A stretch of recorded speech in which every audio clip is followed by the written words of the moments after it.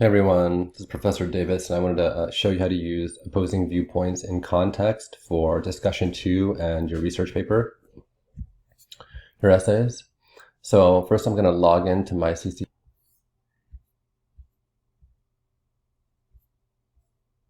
Then I'm going to go to the Student tab, click on Library,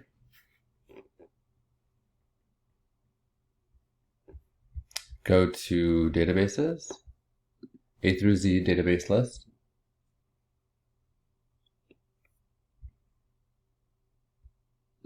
Click on opposing viewpoints, click on O up here in this menu. Then you click on opposing viewpoints.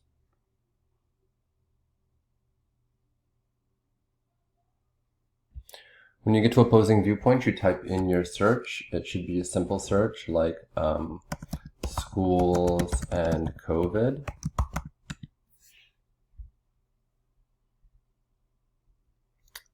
This is opposing viewpoints. At first, I'm going to go to viewpoints. 3, maybe. I'm going to go to academic journals. A lot more. So you could get sources from either the viewpoints or the journals. Let's see what they have under videos.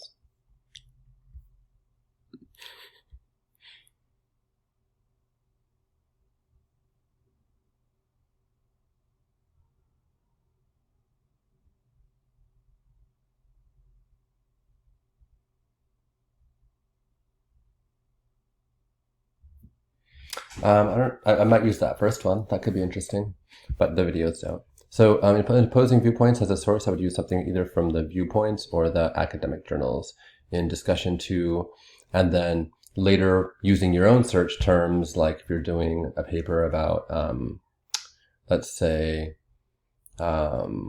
street law and knowing your rights, things like that, under the law sort of topic category, then you would like put in here, a different topic, your own topic. For now though, that's it. Hope this helps.